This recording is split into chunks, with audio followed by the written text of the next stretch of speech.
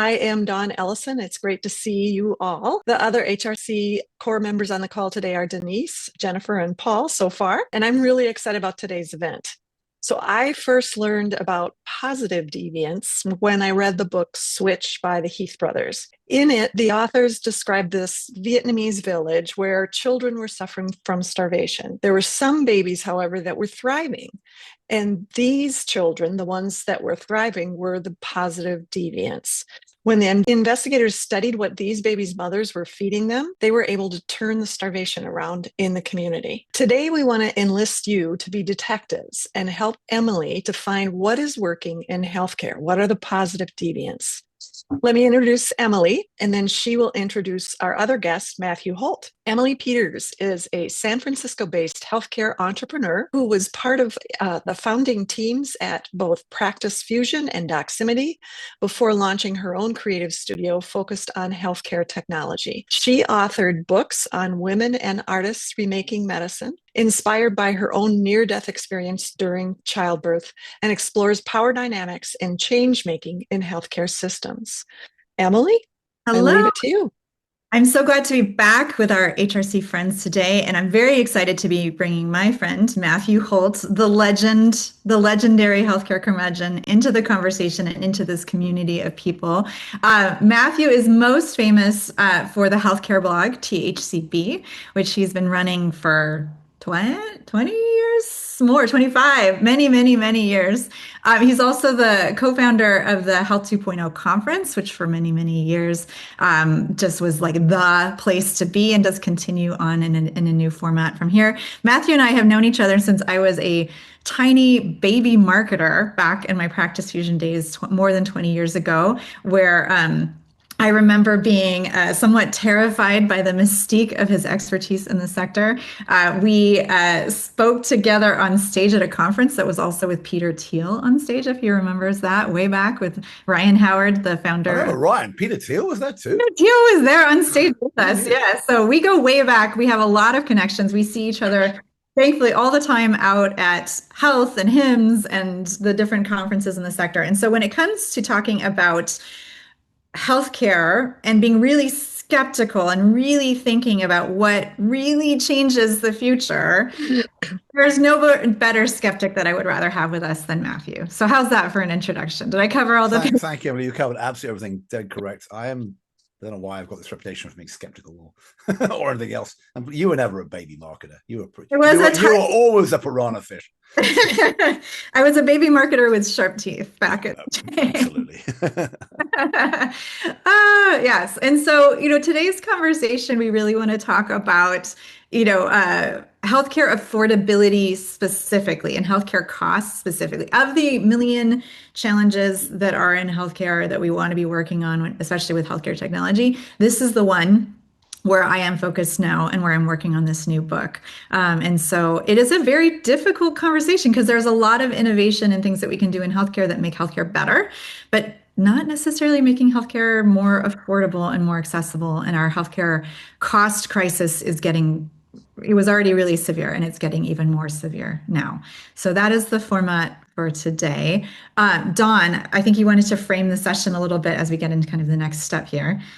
Yeah, sure. So we're all detectives today, and every good story needs both evidence and stress testing. So that's why we have Emily and Matthew here today, and you all to bring some evidence. So just to overview for the agenda, in round one, we'll learn of the cold cases. So things that were tried and failed in the past. And then in round two, we'll investigate current practices.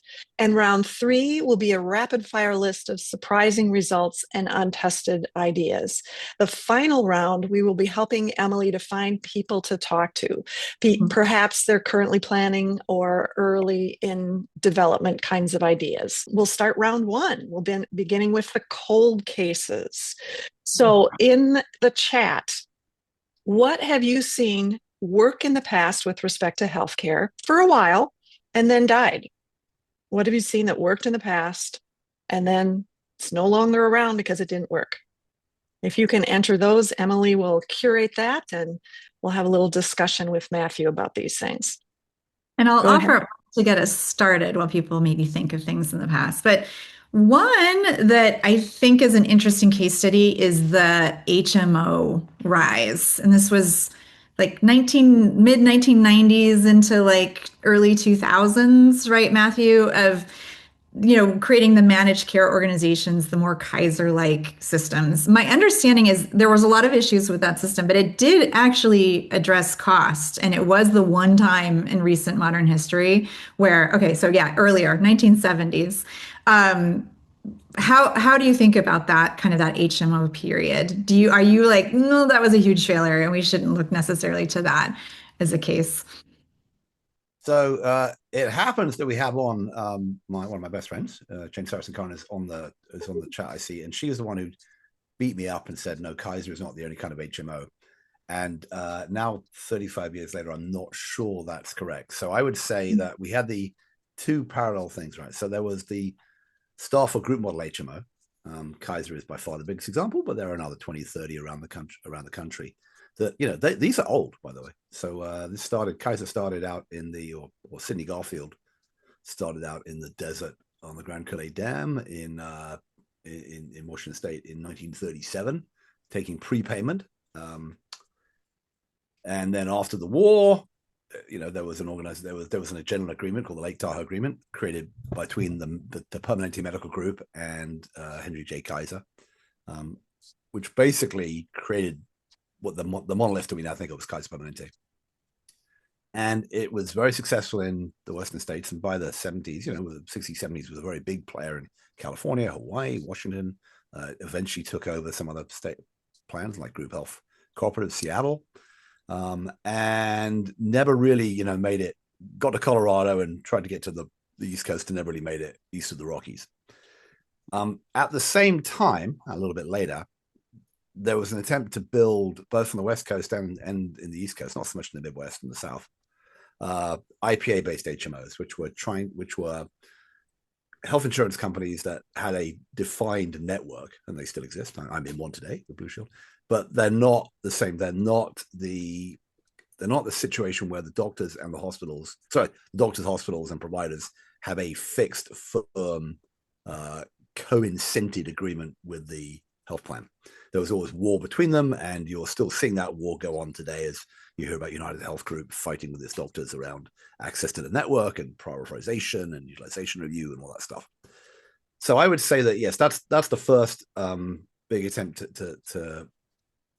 to create a system that was different from the traditional American fee-for-service system that had been around since, I don't know, 7,000 BC or whenever we started going to the doctor and giving them chickens or whatever in return for care.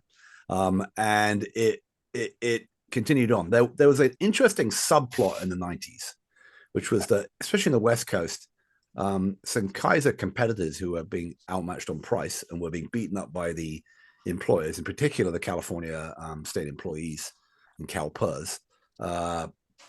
They were beating up the non-Kaiser health plans on price, and they in turn started building a network of IPAs in Southern California in particular, which were medical groups taking capitation, and they look like they might be the answer for all these groups like Malakin, Friendly Hills, Bristol Park. This is back in the sort of 1989 to 1995 period, and you saw a kind of revision of that more recently under Medicare Advantage, a sort of a swing back to that, which was groups like Oak Street and IORA and ChenMed, who are still going, by the way, all of them.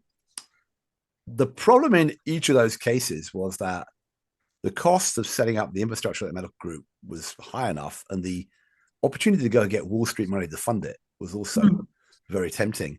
And somewhere in both of those processes, both in the 90s and more recently, the introduction of Wall Street money, the demand to grow those groups exponentially in order to sort of to go public and to sell out, seems to have broken whatever the magic was in them that managed to deliver care on a prepaid capitated basis.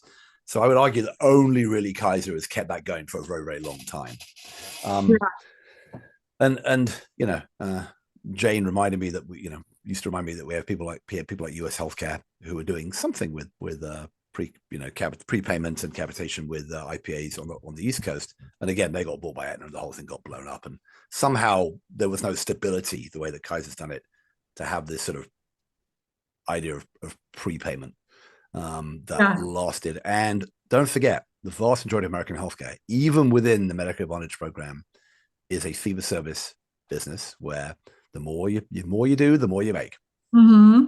And that's and what I think most it's American healthcare interesting at that there was a real dip in physician trust in physicians or satisfaction in physicians that happened in the 90s. Then I wonder if it was tied to that because there is somebody needs to play a gatekeeping function in healthcare, right? And right now that's maybe the insurance companies and their dissatisfaction is really, really high. And I wonder with those kind of HMO IPAs, was it the physicians were playing the gatekeeping function and the patients were dissatisfied with that? Am I like projecting way too much from this one stat? I mean, there's a lot of reasons for the, this what we call the managed care backlash. And I was very surprised at the time how aggressive it was. And, there are lots of stupid PR blunders played by the health plans and the medical groups, as your world, Emily. The classic case when HealthNet denied a kidney transplant place, and then Malik Hassan, the CEO, showed up to negotiate at UCLA and got out of a white limousine wearing a white suit or whatever. There was a lot of stuff that, there was Time magazine articles. There was the drive-by deliveries when they were kicking mums out of the hospital after 24 hours. And this became a big deal in the Democratic plank in 1996. Yeah. There was the Patient's Bill of Rights and all this sort of stuff.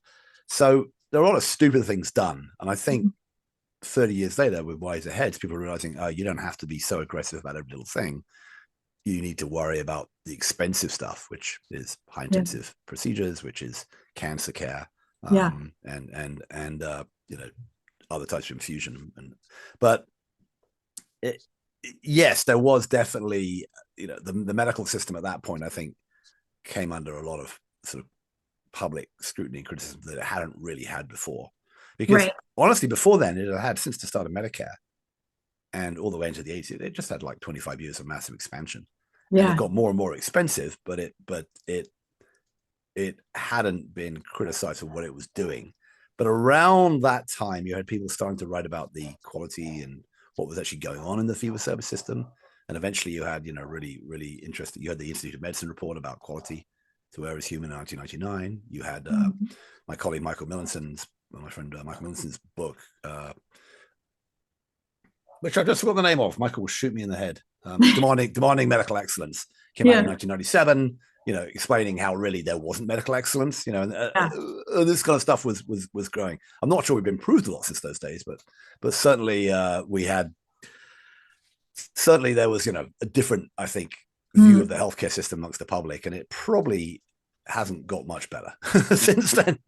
I mean, I think from a purely like a PR brand communications perspective, that campaign that felt sort of organically developed, but also was very intentionally developed of like, you can't tell me what to do. I want to choose my own doctor. I want to choose, like, that just really tapped into this deep American vein in our culture. And that took off like crazy. And that partially like what swung us away from that idea of like having a HMO or having an IPA that's helping you make these decisions. And it was like so potent to say, no, you're an American, like you get to decide who your doctor is and like you get to decide which hospital you go to and like which specialists you see. Is that true?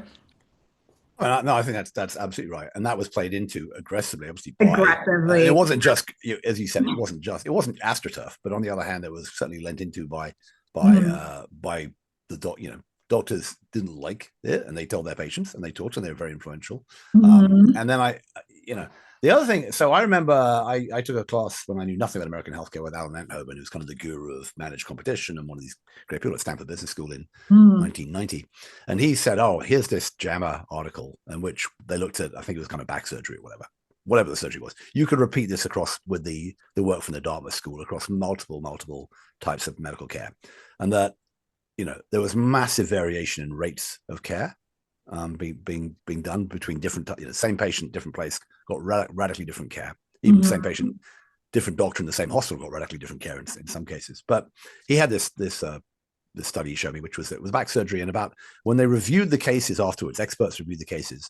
In a third of the cases, the surgery was indicated and correct. In a third of the cases, it was equivocal. Maybe it should be done, maybe it shouldn't be done. And in the third of the cases, it should not have been done, right? And so policy wonks, eventually like me, got armed with the idea that, oh, well, there's all this excess care and care variation, and go out there and therefore, people should be accepting the fact that the healthcare system is doing stuff to them it shouldn't be doing. But when you actually get to the cold face, right, and someone's in pain or have a condition, and the doctor says, I think we should do this to you, and then somebody else says, aha, but this doctor isn't, performing the right quality, he hasn't done the surgery enough, it's the wrong kind. That's a very difficult conversation to get in between two people with. Yeah. Reminds me of when Oz was running for the Senate and he started talking about abortion, and he went, well, I think, this is a decision that should be between you, your doctor, and local politicians. And I went, at that point, he's lost that election because it's that may be what the law now says and what he has to say in order to be able to, be pro-life or whatever in the Republican Party. But no one's going to say, hang on, who's this guy in the room with us? And I think that's kind of where it died. And we've never really got back to a position of trust with anybody. And if you go through what we've had in social media and now the pandemic, the trust is lost even more. Yeah. Anyway. Well, and this is a whole different topic, but I'm so curious at the way that health plans have completely refused to do any expectation setting on their role here as gatekeepers. I mean, they really don't talk about that idea that they are trying to help prevent you from unnecessary things, except in like the most egregious defenses of like their most egregious behavior. But they're all about like, no, we're going to get you the care you need. We're so compassionate. We're so great. And like, just like nobody owns that idea that like you can't have everything you possibly want in healthcare all the time. It's just so fundamentally different than our healthcare culture is right now. And I don't know how we get back there, but from a communications perspective alone, I think that's just such an interesting like challenge, fascinating challenge. Who is going to own that? I mean, my sense is that health plans have been hoping that people would stop talking about them, would start ignoring them for the last 30 years. And by and large, it's worked, right? By and large, they've been able to do what they've done. They pivoted in the 2000s to give up on this HMO. Once there was enough complaining from employees and the CEO's wife about narrow networks and HMOs, they gave up on that. They went back. There's a great story about Aetna. I wrote this up in 2002 or whatever, when Jack Rowe was at Mount Sinai, came into Aetna, fired all the old US healthcare people, got rid of all the people who were trying to do an HMO, and said, okay, we're gonna get rid of our 30% of most expensive groups of our clients. We're gonna get rid of all the sick people, and we're gonna manage. We're gonna cut down the number of people we're doing, and we're gonna manage the healthier people. We're just gonna underwrite the healthy people, and we'll make tons of money. And they did that for a long time. And Aetna was much better off, and the US healthcare system as a whole was much worse off. Yeah. And prices started going up, and that's why, you had, if you looked at there was, as you mentioned, Emily, there was healthcare as a share of GDP, which is a very crude measure, but it had gone up from whatever it was, 5% in 1950 to 13% in 1990. And then it kind of stuck there for a while this HMO sort of employer attempts to keep it under control was fine. And then, of course, this associates itself a lot because with how much, what the employment market looks like. So in the late 90s, the dot-com boom, the employment market looked great. And it's really hard conversation to say we're desperately trying to hire people, and meanwhile, we have to be really shitty about our benefits. And at that point, the employers kind of gave up. And it only, at that point, after the sort of the late 90s through the early mid 2000s, that's when healthcare costs went back up and ended up being 18% of GDP, right? Yeah. Not helped by the fact that we had a massive recession, right? And if you've noticed what's happened since, healthcare costs have stayed about the same as a share of GDP because the economy's been doing okay. And in general, we hear a lot of fuss about it, but in general, employers haven't yelled on the street that hard that much. And the government hasn't yelled on the street that hard that much about its costs until maybe whatever. Yeah. I'm still unclear as to what the current administration is doing with Medicare Advantage, but and you noticed we haven't had a recession that time, apart from the very weird brief recession at the start of COVID. And if you look at healthcare costs for that year, 2020, went up to 20.5% of GDP and then came back down again because healthcare stays the same and the rest of the economy collapsed. The denominator went up and down. So to me, healthcare costs have been plugging along with inflation, but there are specific areas of healthcare costs. Maybe I'm jumping ahead of where Dawn wants us to go. There are specific areas of healthcare costs where clearly we're spending too much money and we should be spending a lot less. And there are different ways we could organize the system to spend less. There are also different ways we could just not spend so much. Well, maybe we should switch to our current investigation. So in the chat, and I want to get the audience involved here. What is working in your world now? What are the current examples of innovation that directly helps with patient affordability? Where do you see rural solutions, alternative payment models, policy tweaks that are truly making healthcare both accessible and affordable? Where are those positive deviants? We'd like to hear from you in the chat. What have you seen? What's working? And also to Matthew's point, where are those areas that feel the most, can we solve 80% of this issue with a 20% focus and not be trying to solve everything all at once? Valerie says direct primary care. Yes, direct primary care is super interesting for me. I mean, it still is niche, although it's growing. It's growing all the time. But the idea of like opting out of the entire system, I think, is really interesting, right? Of saying, we're going to go straight cash pay. And then the area where it gets really interesting to me is the employers paying for direct primary care, right? And so because you're only ever going to get patients individually to pay for so much. Like, it's just not how our system works. But an employer paying for direct primary care starts to get pretty interesting to me. Matthew, skeptical. I'll give you my solution. I have a double barrel solution. I think so Paul just mentioned Nuka, right? Which has been a great example in Alaska for that. But I mean, my sense is, in general, if you look at all these sort of direct primary care heavy groups, whether it's Paul's doing a great job here, LDAID in ChenMed in Medicare Advantage or others. In general, these are organizations that spend a lot more money on primary care than is normally spent in American healthcare, sometimes three times the amount. And a lot of the direct primary care players, even the MVIPs, the ones that are sort of higher echelon direct primary care, do the same thing. Somebody is spending, $1,500, $2,000, $2,500, $3,000 ahead in a commercial life, and probably more in a Medicare life than in Medicare life for the actual primary care part. And that spending enables smaller panels, more personal care from the doctors and the patients, more time with the patients, better efforts of keeping them, enabling them to not go to the emergency room, not go to the hospital admissions, all the rest of it. And overall, and it's tough to see this happen overall, tough to see this happen at scale, but there are plenty of examples where that saves on the overall health bill, sometimes 20-30%. So my solution to the whole thing is you give everyone a $2,000 tab on their head from the government, and you tell primary care doctors you can now recruit 600 of these people. You now have a $1.2 million primary care business per doctor. They take half that money for the physician's salary, half of it to manage the patients, whether they need to manage them, and they'll figure out different ways of doing that. And you need about 580,000, 600,000 primary care doctors, which is about double the amount we had. But you pay them a hell of a lot more. And the reason we have very few primary care doctors relative to specialists is we pay them about a third the amount. So if you paid them the same as we paid the most expensive specialists, and you also, by the way, told the specialists that they couldn't do specialty care as much as they could, you'd have to convert some over. You'd have to upscale MPs, you have to upscale PAs, you have to use it. You'd have to use AI and stuff. You would get this done if you put the money in the right place. I think you'd have a much better care system. And this is kind of what the Portuguese do. The Portuguese have it's very hard to get the specialty care, but everyone has sort of community care and primary care. And you tend to do better. Now, you could argue to layer over that a whole bunch of other stuff like capitation and connections and contracting, whatever. My solution is much simpler. You would just, for all the specialty care stuff, you would just nationalize it. Nationalize the hospitals, nationalize the doctors, pay them just like the VA, pay them a decent salary, but don't pay them incredible amounts. Haggle over the expensive stuff like the cost of drugs, just not, and just cap that part of the budget. But I think people would get much better looked after, and they would need the specialty care system a lot less. They'd need hospitals a lot less.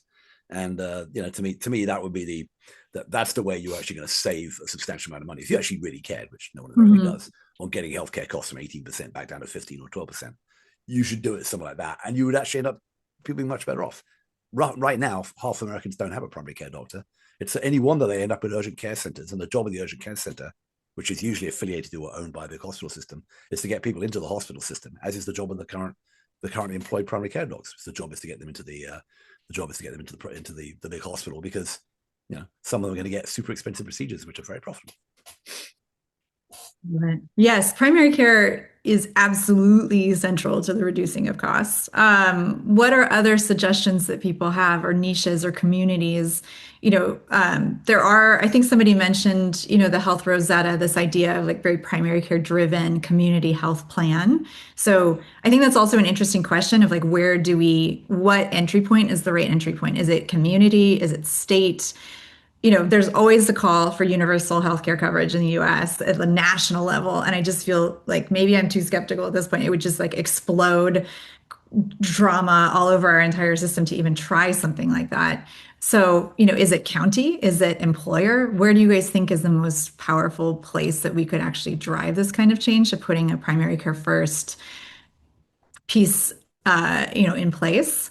And then we can also talk too about some of the like unseen areas. So things like, the AMA's coding and RVU system and the way it's so specialty driven. Are there places there where you could make small adjustments that could end up having kind of like butterfly effect across the system to be tilting the world towards primary care?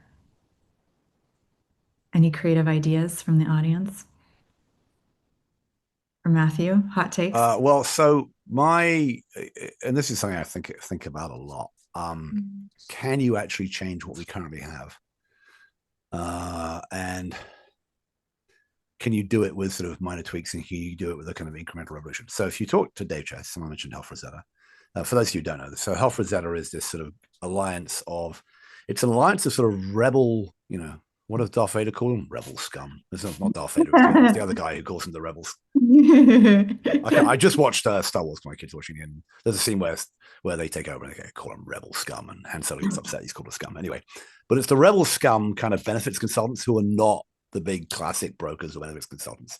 And what they have done is they are trying to basically build off work that was done in a few areas. And there's a few examples, sadly only a few, right? So one is the Rosen Hotels in Orlando, one is the Pittsburgh School District, and others who have basically said, we're not going to play in the current health system. We're going to do what Emily just mentioned, give all of our people primary care, probably on site, have our own primary care clinic, and we're going to very aggressively manage their access to specialty care. And we're going to do a lot of the stuff that stops them. If they have people with diabetes, they make sure they're on their medications. They're teaching them how to cook better. I mean, all kinds of stuff which aren't really medical care. And in Rosen's case, they actually went all the way back upstream and started thinking about, what's the environment they're living in. They started dealing with housing. They started dealing with education, and they saved a ton of money for their employees. They're a big enough employer in Orlando that they could save a ton of money. And then when they were out to buy, when they needed to buy specialty care, because they had such control of it, they could sort of buy on the margin, buy on the spot market, as it were, and pay less, right?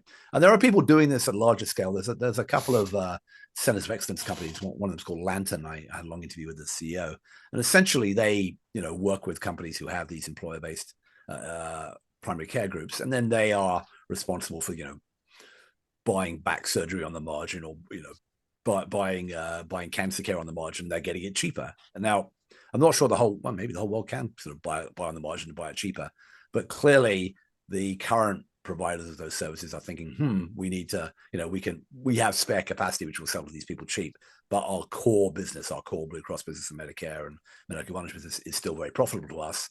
And that's okay. Do you get to a point where enough people in those rebel scum have enough lives, they can start flipping the whole thing? Mm-hmm. And at that point, does the industry, what happens next? I read this. There was a great podcast, and I'm blanking on the name of the guy who was on it, but it was on Stacey Richards' Relentless Healthcare Value, which I always think is the funniest name for a podcast, because healthcare is relentlessly good at not delivering value, if you ask me.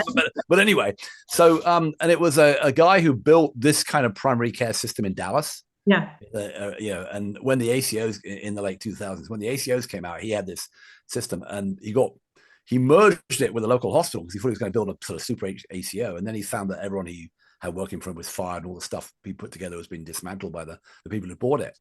And he finally sort of cornered the guy who did the deal, asked him what was going on. And the guy said, well, you do understand that you were costing us $100 million a year in admissions, and we couldn't let that stand. So we've actually bought you in and closed you down.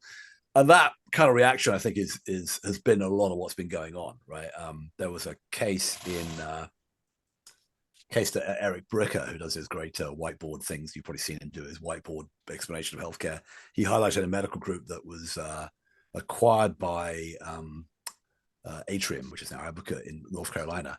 And, the same thing. The medical group was basically forced into reducing its visit time, was given quotas for how many people they had to refer into the main hospital, the rest of it. And it was very clear the medical group went from being a sort of good multi-specialty group, which was managing the care of its patients, to being what Ian Morrison, my old sadly late boss, used to call an RVU machine, right? How many RVUs can we generate that can get you into the main system? Because there are some of those service lines, we know what they are: orthopedic surgery, general surgery, chemotherapy, are very, very profitable. And the more patients you can get in there, the better, right? So I look at that and go, is there a way that you can take on these enormous incumbents? And if you just look at how much bigger they've gotten in recent decades, especially the last 15 years, and how rich they are, how much money they have in their reserves and their stock market hedge funds, it's I remember there was one time in the one of them was losing money. I think it was UPMC or something. I calculated out that the amount they were losing during COVID, when they were complaining it was really rough and putting their hand out to the government, if they kept losing that amount of money, it would take them, I think, 150 years to spend down their reserve fund. I mean, they weren't losing that much money compared to how much money they had, right? And then immediate shareholder rebellion against anything that looks like, reduction in profits on that. So, but don't forget, the most egregious profit maximizers are the ones that are non-profits. Oh, yeah. Although, the other ones, I mean, yes. And obviously you do have folks like HCA and others who obviously are, quite naked about what they're doing. And they're here to generate profits. They're here to generate volume. And they are very good at setup of what they're doing. So the question I've always thought, and this is what I was trying to do with Health 2.0 and what, I guess you were trying to do back in the day at Practice Fusion, Emily, was could you build a sort of technology-based system that could go around these people, become cheap enough, and eventually attract away enough volume and people that that the incumbents couldn't manage anymore. And I always likened this to what Amazon did to Sears and Kmart and Macy's and every other retailer in America. They built a new system where you get the stuff, consumers could buy it cheaper, and the incumbents would melt away. But it's clearly not happened in healthcare. It has not happened for sure. And I am curious. I mean, the primary care world is pretty crystal clear. Like the more we spend on primary care, the better. Like that whole side of the world is really clear to me. The hospital side, like, are there any hospitals out there that are trying to control cost or trying to be good stewards of money in this way? Is it just so far from the way that they are compensated that it's like not even possible? Like there has to be one like IKEA style hospital in America that's trying to do that, or no? Is there just none? Like it's just not how they are born and bred. You can argue that some of them, I think, have tried it. So I'm having my senior moment. What's the name of the hospital in Seattle that before it became part of Providence? No, before it became part of Providence. Swedish? No, give me another. I think it became part of. I think Swedish is part of Providence now, isn't it? But it was called. Virginia Mason. Thank you, Virginia Mason. Right, Virginia Mason did this, and by the way, Intermountain did this as well. Yeah, they basically went after, can we integrate primary care and can we be more efficient and effective? And in the end, they were cutting their own throat. There's this great scene in this is back to Michael Millicent's book in 1997, where the CFO of Intermountain. Oh, he froze. We have to talk about Brent James. Thank you, Brent James. Okay, whoever's shouting out these names. Thank you. That's great. I don't know why Paul, you should be doing this, not me. Corners Brent James and says, by the way, it's great that you got all these people, not into our ICU because you managed to eliminate these medical errors and whatever. Do you realize how much money that just cost us? And that story has been the same story in forever, right? It's very hard to get, all these tech companies have gone to hospitals and said, we're going to reduce your internal costs and we're going to reduce your emissions, as long as you get them, as long as you can keep them out 31 days where you get them back now. I know they've changed the laws.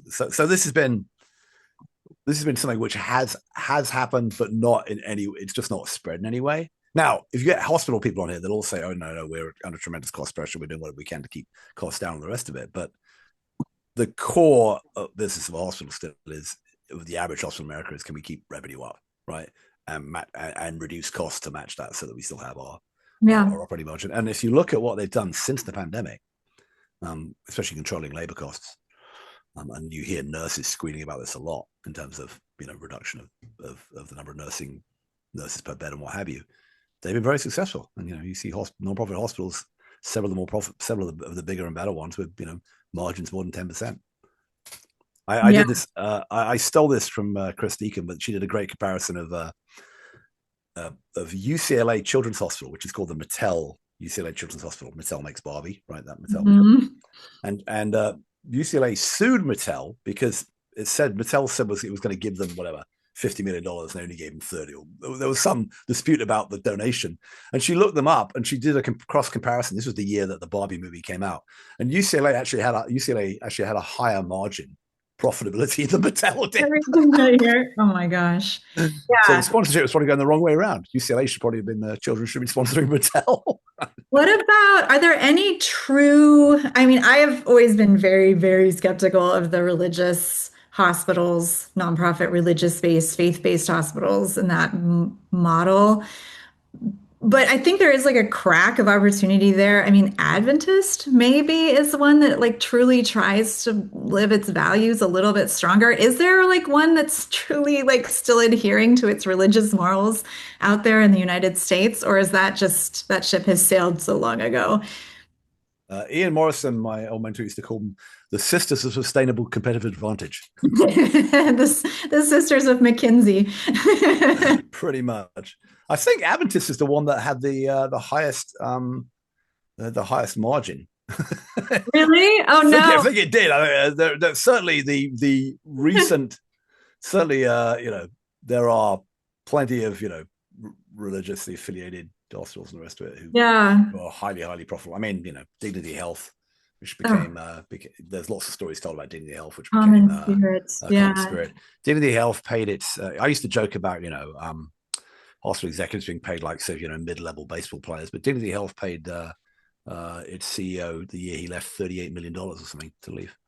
Doesn't strike. I've had some battles with Dignity Health personally, and then the fact that they host fundraiser galas. Oh man, every year. There's no shame. There's no shame in these people. You can buy a table at the fundraiser gala to help support the poor and needy at Dignity Health. and look, half these organizations are all suing their patients for non-payment of bills. No, we can trade stories all day long, but Dignity Health is one that is not at the top of my list. So, okay, so there's no hope in hospitals, basically, is where we feel. There's a few little stories of hope that have come and gone. But if you think about it, if you came down from Mars and saw this system and you said, okay, well, we're trying to provide the best care. We kind of know how to do that in different ways in care in the community and managing chronic disease and whatever. But what we've done is we've given the biggest, most powerful, richest part of the system the ability to essentially charge what it likes and do intensive stuff that is of dubious value. Now, you go, why do we do it that way? Why are these hospitals in a separate organization from the primary care? Or why do they own and co-opt the primary care, community care management part that everyone admits is the bit, all the policy wonks are saying that's the bit we should do, but we have not set the system up that way. And as you mentioned, the RUC, Resource-Based Relative Value Utilization Committee, I think is the proper term for it, is run by specialists. It's Medicare more or less takes its recommendations for its fee-for-service payments, and that reflects on into the rest of the system. And we value specialty care and procedures much more than we do primary care in that system. And about 10 years ago, a group of primary care doctors sued them to try to make their proceedings public because they said they're essentially a federal committee because Medicare is just taking their recommendations, and they lost. It's still a private, so it's still shrouded in opaqueness. RFK Jr. has made some weird noises about doing something about. I know. Weirdly, this administration has done two things that are very interesting. One was they put primary care at the top of their top 4 priorities for health in the U.S. We have not seen any. I have not seen any. Well, they fired up to anybody who might have anything to do about that. Yes, I have not seen any indication. We've only gone opposite of that directive. And then the other thing was very interesting is this going after the CPT RVU, model and the claims there. But we've seen no action on either of those things yet. But it is interesting. I also saw Dr. Oz was trying to rekindle those primary care pop-up clinics that we did together when I was at Practice Fusion, that we won a daytime Emmy for doing, which is obviously not the kind of primary care we're talking about, but it could be interesting to see, where we would go. The hospitals basically would sponsor a one-day primary care pop-up for the community. Dr. Oz would come. We would see 10,000 patients in a single day. Somebody inevitably would be carted off to the hospital because their blood pressure was like 400 over 500. And it made for great TV. It was excellent. It was not high quality primary care in the way that we think about cost reduction. So, all right. So I know we're supposed to be on to part 3. Tell us, Dawn, what are we supposed to do? Yeah, so this is a rapid fire chat. So I'm asking of the audience any great ideas that maybe haven't been tried, but you think we ought to try in terms of making healthcare better, or something that you saw that really actually worked, or you've often wondered if this would work. And Matthew will give a 30-second period of poking holes in any idea, and Emily's going to take 30 seconds to defend or probe deeper. All right. So, audience, what kind of great ideas might you have? Do you think we should be trying? And especially, I would say small, like give me some like little weird ideas that are squirrely off on the side too. I think those are interesting to discuss. One area that I'm interested in is, tax policy potentially. So we have, nonprofits and for-profits, both those models not working excellently in healthcare today. B Corp, not really a direction. Is there a tax model of an H Corp, like a healthcare tax model that would actually set us up into a better direction? I see Matthew squinching his eyebrows. My idea. So I mean, a tax model. I mean, look, so at some point, what we haven't admitted, is that this is a government-funded, government-run industry, right? If you look at the large behemoths across the board, on the insurance side, all their profits come from Medicare Advantage, some from the exchange. Yeah. On the provider side, even though it's not their government business is not as profitable as their commercial business because of the way it's been structured, there are two things going on. One is it is a bigger part of their business, right? It's sort of 60, 70, 80%, depending on the hospital. And B, the commercial side is only as profitable as it is because we don't tax the health benefits of employees. If we did that, there'd be less money and the commercial side would be less profitable. So my view is it's 70 to 80%, most of these organizations, 70, 80% taxed anyway. We should make them utilities. We should make them, I don't know if it's a tax status, we want a tax status or whatever, but you should essentially nationalize them and say, here are very defined rules that you can do. And you can't pay 150 people $2 million a year like some of the big organizations do. You can't go off and sue your patients. You can't have you can't have private jets fueled and ready for your executives to fly to Holland or Croatia or whatever. And by the way, Philip was questioning, is this stuff, I'm making this stuff up. I've written tons of pieces about this. Maybe they're all anecdotes, but there are a hell of a lot of anecdotes, right? They're all mostly about UPMC alone, let alone the other organizations. So I don't know if, but underlying this, right, is that we already give commercial health care or employer-based healthcare a massive tax advantage, as we do, by the way, for mortgages, right? So if you are a wealthy employed person, you get a bigger tax break for your employer healthcare than somebody who either doesn't have insurance or isn't as wealthy and you is getting a small tax break or doesn't have employer-based health insurance. Same thing if you have a mortgage, you're more likely to be richer than a person who's renting, but you get a tax break on your mortgage payment. They don't. Same thing in a 401k, right? You're more likely to have money in a 401k if you're richer, but you get a tax break on that. Some poor sap who's trying to put money in their savings account doesn't. So we have an unequal tax system that slants stuff to people who've already got more. Very hard to take stuff away from rich people, as we just saw in the bill that passed. We have that fundamental stuff. People have been whining about this forever. I went to Stanford. Vic Fuchs was the great economist professor. He was whining about this in 1985 and in fact, from 1975 could have been whining about this, and nothing's ever happened, right? So Yeah. it's I super like hard to change that. Denise's small idea of like, could Congress people have to get on regular commercial insurance in some Well, way? aren't they supposed to be aren't they supposed to buy through the exchange? Did that ever happen? I think that got booted. There were a Never, bunch never of happened. ideas There in was, there the was a proposal at one point they would have to buy through the exchange. yeah. So that's a good, I like that little clever idea, at least like expose them, put them in the same category with the rest of us. I like that one. Catastrophic coverage. I think, that's a whole different case study that we could have gone into of like how health savings accounts were supposed to have worked. I've been going back because I've been researching this book and reading a lot of books that were solving the healthcare cost crisis from like 25, 30 years ago. And there's a lot, people were really excited that healthcare savings accounts were going to do it. It was coming. It was going to be so But it's an underlying math problem, right? All Mhm. those people say that's great because at that time you could buy personal health insurance for super cheap. But that was Mhm. underwritten super personal health. If you were sick, you couldn't buy that insurance. I mean, I remember when I first got booted from my .com, I had to go buy my own health insurance, which was very unpleasant. And they Mhm. quoted me like, "Oh, it's $75 a month." And then they went, "Hang on, you had knee surgery a year ago. Sorry, we said 75, we meant 580." Or Mhm. no health insurance, right? And if you look at, I did this on stage once. I gave a talk, I think it was at Meditech, where I literally took 10 people and I gave them, $20 each or whatever. And then I divided them up and sort of said to them, okay, now you get to put you get to put 10 or $20 in a health savings account. So now the pool only had, I don't know if my math, 10 times 10, $100. And then I said, okay, and now your total spending was $200.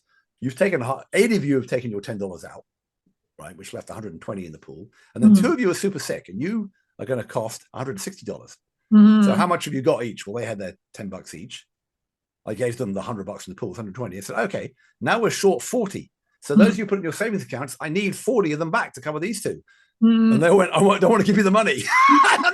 That's the essential math, right? Yeah. Or we Yeah. spend all the money on sick people. You can't Yeah. say it's going to be super cheap and put it in a savings account, blah, blah, blah, unless somehow magically that savings account was pre-funded with everyone getting hundreds of thousands of dollars, which I don't know where that money comes from. Maybe the Norwegians don't want to use their oil fund and they could just give it to us instead to pay for it. I don't know. I mean, Yeah. And there are interesting ideas from other countries, but they are so culturally different than the way that the US works. I think it's so Singapore, we're told. right? Where they have when I think you get like a certain amount, like a lifetime amount. I think it maybe kicks in when you're older. But like if you stay healthy and you don't use that money, that the remaining money goes in and goes down to your descendants. Where's this? I think it's Singapore, Taiwan. I have to do Singapore has a system like that, right? but yeah. And you could just see that, I mean, you have to have an incredible safety net for your people for a system like that to not just immediately cause like chaos in the market. I mean, it's so like different than an American type system. I don't think we could do something like that. But there are really creative, interesting ideas. I think we just always need to be grounding it in a very American culture of like, this is the way that we like to make decisions. This is the way that we like to have control over things. I think we do miss out on a lot of the opportunity. Like Americans love to save money. We are the Costco grocery outlet country, right? And that consumerization, that whole thing has just been trash. But are there ways that people could be choosing and supporting things that are cheaper? I think there is an opportunity there potentially in the future. Well, Philip put a note in here saying, what can we do about increasing price Transparency. transparency?